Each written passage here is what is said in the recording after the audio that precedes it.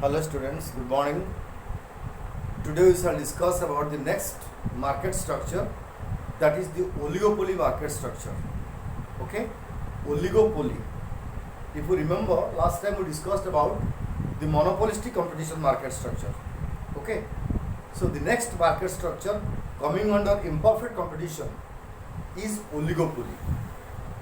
Oligopoly market structure is a market structure where we find the existence of a few sellers and all others are buyers.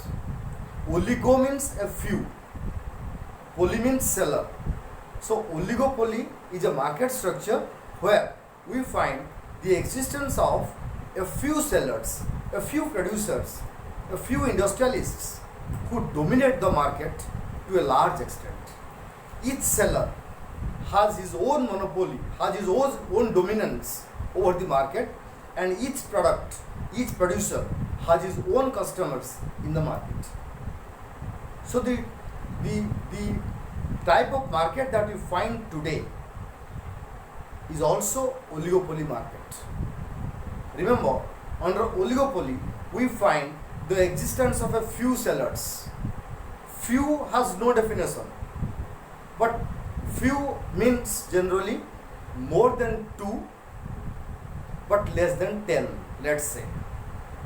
So if the number of sellers, producers are between 2 to 10, 2 or more than 2 or and less than 10, we call this market as oligopoly market. Here each producer has a great dominant power in the market. He dominates over his product in the market.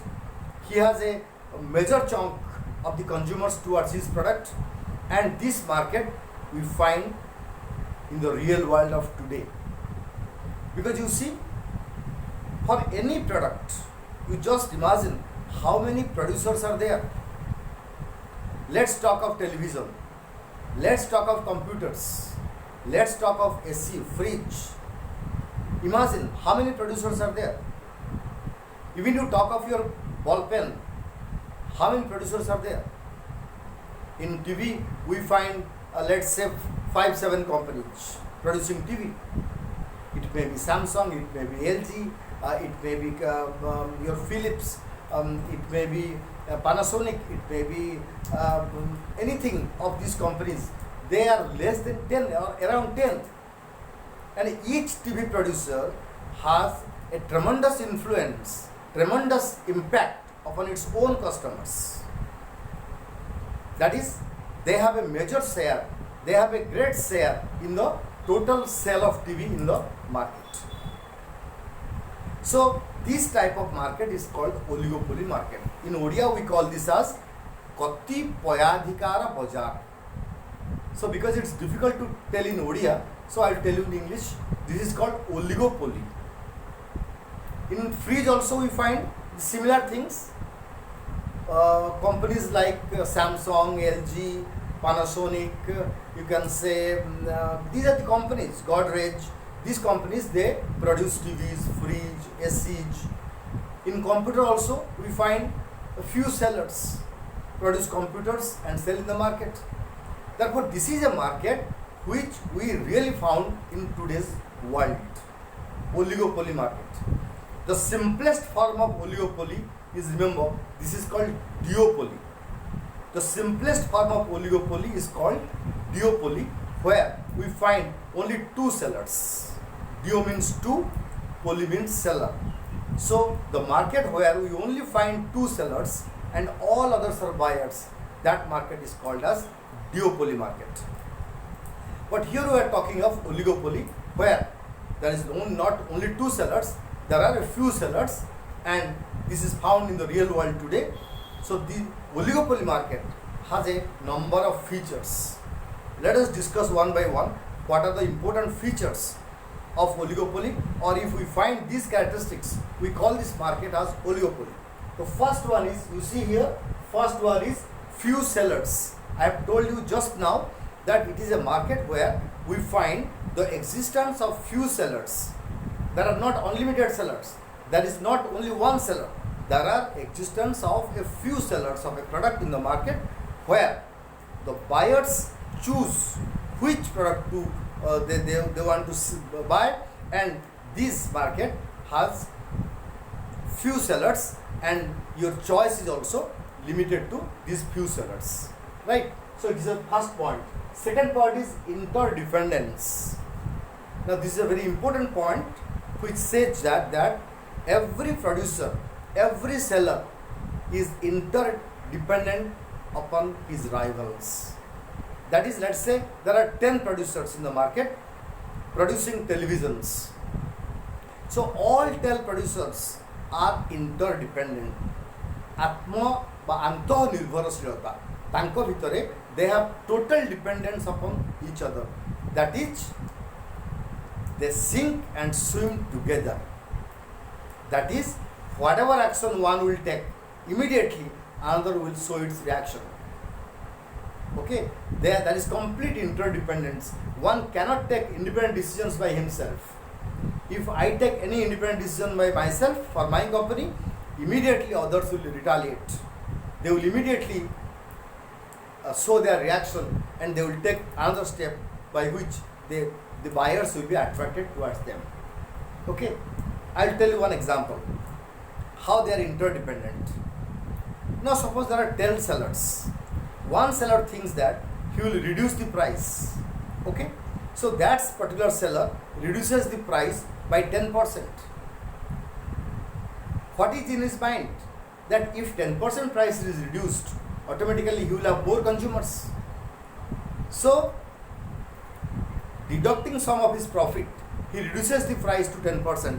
But what happens? When he reduces the price to 10%, all other sellers also similarly follow his footprints and reduce their price to 10%. As a result of which, none will have any extra benefit, extra profit. Because if one takes any decision, others will immediately retaliate. Right?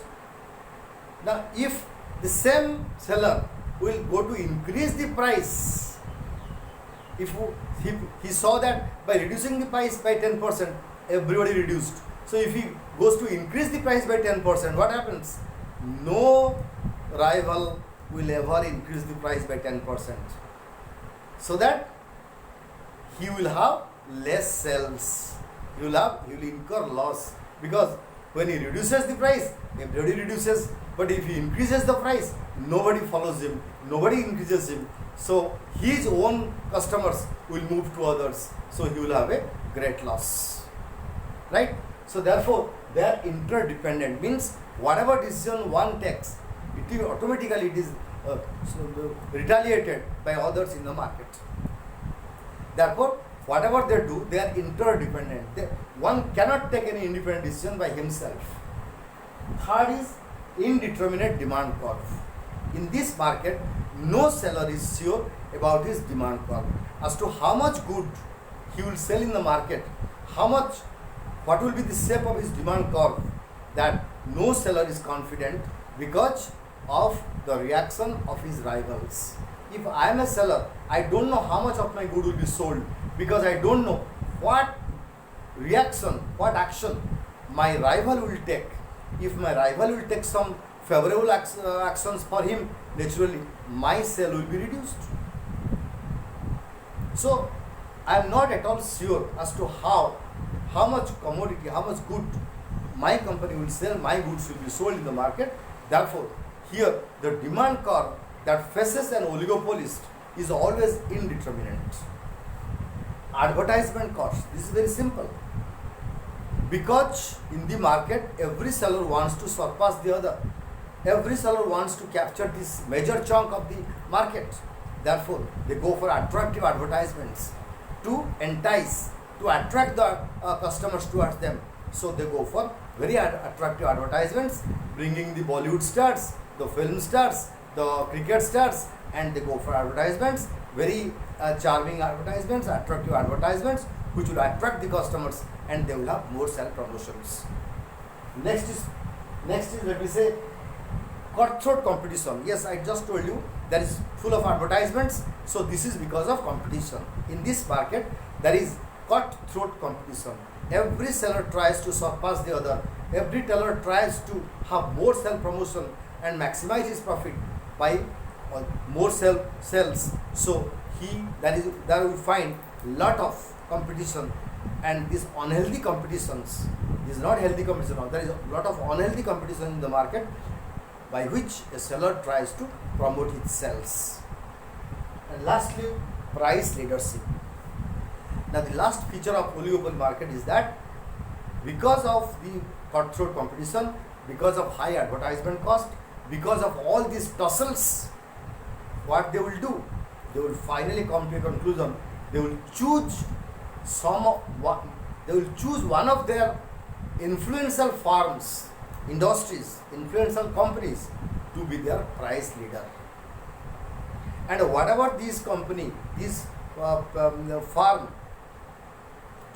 makes the price, that price all others follow. Okay. Now if we reduce the price, everybody will reduce it. If we increase the price, nobody will increase it. So that brings some confusion in the market. Now to end the confusion, what they do? They will not take any action or reaction.